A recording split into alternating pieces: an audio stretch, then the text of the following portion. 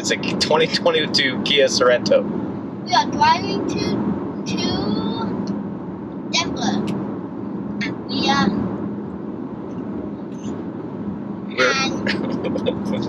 And this is a family review of the car, right? Yeah. We're driving to Denver, get on the train. We're going to trains, planes, automobiles, a family trip. In this 2022 Kia Sorento X-Line X, I don't know. Green light and the drive. Yes. So for more trips. For more trips. So we're driving along. Please, is that what he said? Please like and subscribe for more trips. That's what he said. Very important. Please like and subscribe.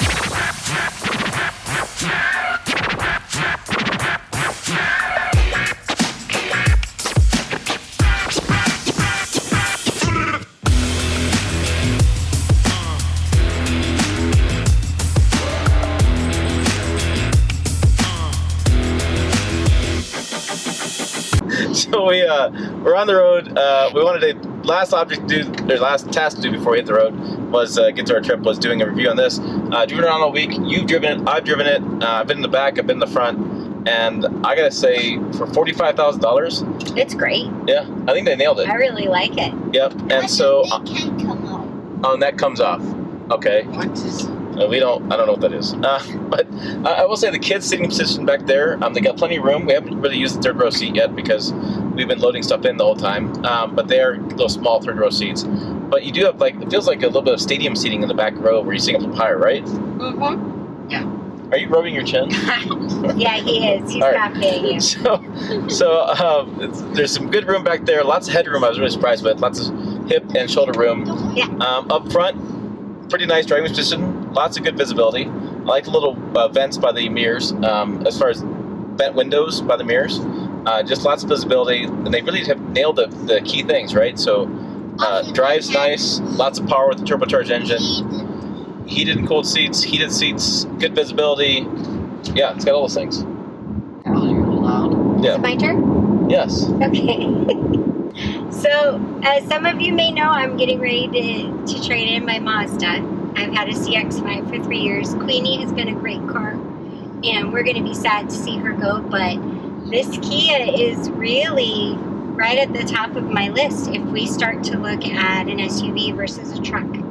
I was worried about when I traded in Queenie that I'd have to give up my heads-up display. And this one does not have that, but there is so much information on that Dash. panel area on the dash that I didn't miss it while I was driving this car. Not only that, but one of the things I really love, and I've been told that I corner too tightly, and this thing has a really great feature of turning the cameras on over top of the wheel wells and over top of the tires, and it puts it right over top of either your speedometer or your odometer, so you can see when you're turning how close you're getting to that curb. You can also check to see if there's going to be a car behind you or if you're accidentally cutting somebody off. Not speaking from experience here, but You kind of are. kind of are. Peanut gallery in the back. It turns on the camera when you turn on your turn signal. Maybe it encourages you to turn signal more often. But either way, you can actually see around the corner, which is pretty cool when you're turning. So you don't take out any more curbs. No curb service.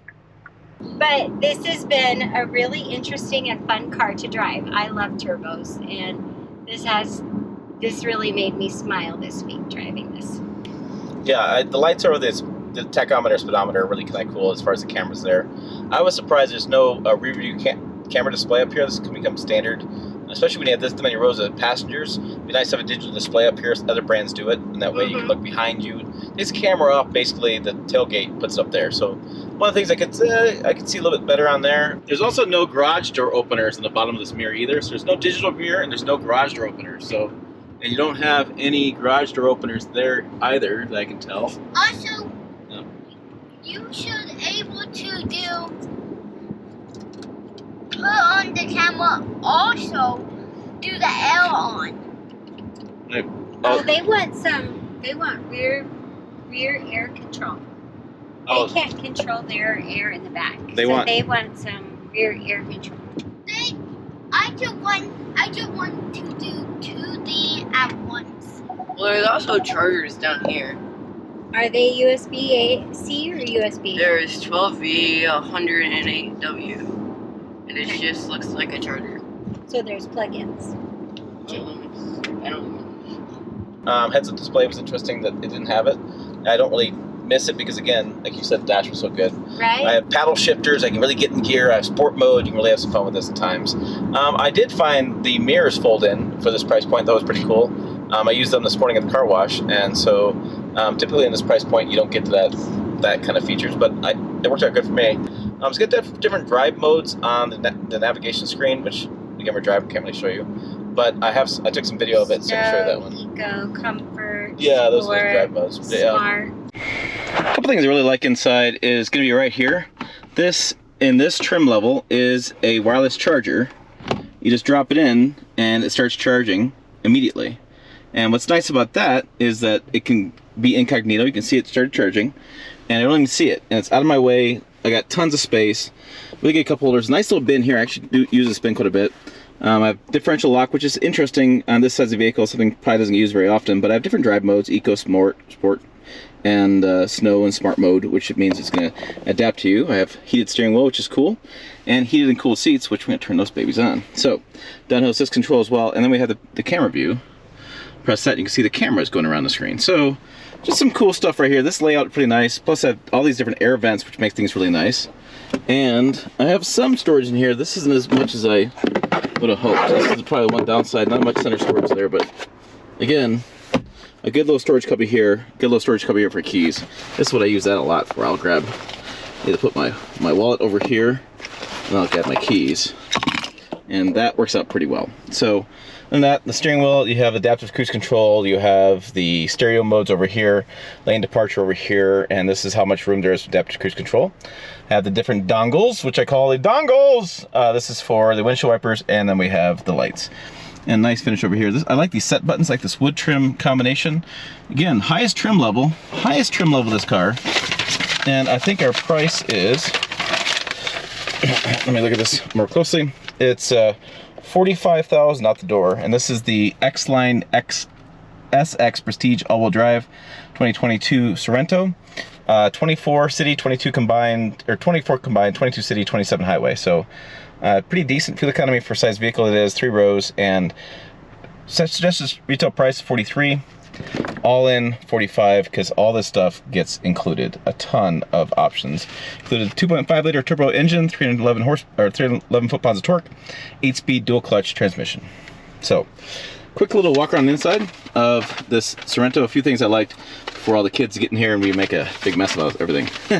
All right, no. Before we get more viewpoints, I should say. More viewpoints are always better. Yeah, more viewpoints. And we're averaging 20.6. Looks like that's what the average has been for most people driving this. Probably, I think a 24 combined, 22 highway. A lot of this area out here is wide open country, 70 miles an hour, so it is basically highway. All right, one of the things I messed up on was talking about fuel economy. We're at 21.8, and it's supposed to have like 27 highway. And we'll probably get there. The more I'm driving, the more fuel economy keeps going up and up and up. So this is a lot more city and idling, which is what I've been doing lately, doing videos. So I'd expect to get closer to 27 toward the EPA number the more I drive.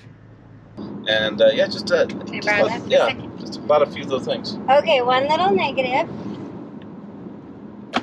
There are some USB charging ports in the back seat and up here, but I'm not seeing the USB-C. And I don't know about you guys, but my iPhone has switched to USB-C on one end and a Lightning on the other, and I wouldn't be able to use my standard phone charger.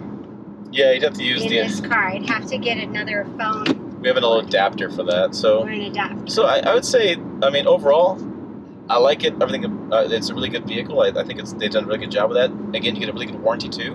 10-year, 100,000 miles.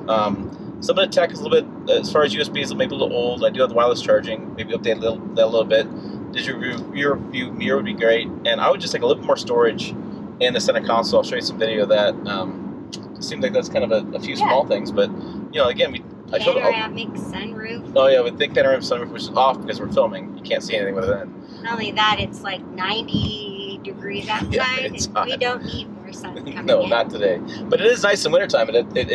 I have experience with them. It makes the cabin feel more open and airy, and makes it feel not so dreary in here in the wintertime. Mhm.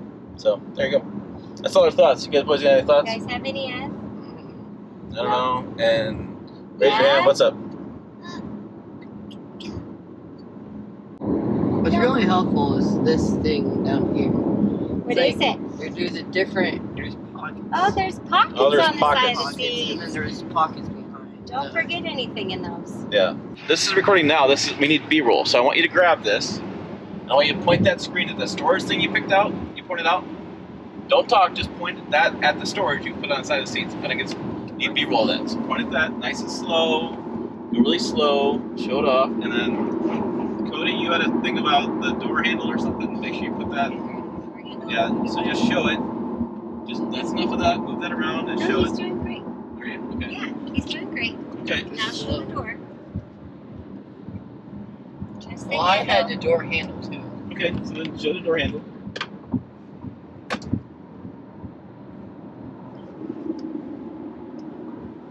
They were using their fingers opening their pockets, making sure the camera could see them. Checking to make sure that there was not a button anywhere near that changed this over. Yeah, totally. All right. And we could also I really like lean our chairs backwards. Oh, the reclining Okay, chairs. so Yeah. we've got reclining chairs. They Yeah. are captain chairs in the second row like why instead of feel a it should bench. It should be wood. Like in front of it, it should be a cooler. You want a cooler? You want in a front cooler. Yeah. He wants more storage, including a cold box. So Okay. yeah, listen up. Put in a cold box. A little windy out here. We decided to check out third row seats. I have my son who's going to move back there. We want to see how much luggage room there is back there, and we want to see what's going on. Did you? No, press the button here. Move your bag. Come over here. There's a button. Button. Get out. Get out. Get out. I didn't think that would happen. And it's, My bag, no. yeah, it slides forward. See, now pull that seat forward. There you go. Yes, and now you can hop in. So hop in. See what we got. Foot to be young and agile. Okay, so we have third row seats. So what do you got back there? Do you have a USB? You have older style USB. We have some seat buttons there. Second row, you can move that forward. That way you get out. You have a way to get. Oh, yeah, and bubble there. So then, this is what happens here. So put your bag on top of that. Okay. And then we go like this. So now I can slide that back, I think. Oh, this seat reclines forward or reclines back. Okay. Then you have a button here as well. So see this button right here? Yeah. It goes forward. So you can adjust it a little bit. And then here's the issue though. We have our luggage bags. Help me. And Help me. somebody's back here kind of trapped. Help me. This is how this works. So if you have big bags like we do, family of 6 with all these big bags, you gotta use the roof rack on top because you're not fitting everything back here. So yeah, that's what we got. So what do you think? You feel safe back there? No. No? One leg helped me get out of this place. He's stuck. All right, later, Tyler. See ya in about a week. Yeah. So that's the third row. Just want to show you what that looked like. Because it's very hot back here. It is. It's the temperature. Oh, All well, right, that's we're gonna that's why turn we we're gonna turn the air back on, turn the fan back on, and cool off. So hey, for more stuff, check out the website pickuptrucktalk.com. Live stream every Thursday night, 6 p.m. Mountain Time, 7 p.m. Central. Stick around for that. Answer your questions. Please subscribe, like he says. Also check out more videos on this channel over here. As always, thanks for watching. We will see you down the road.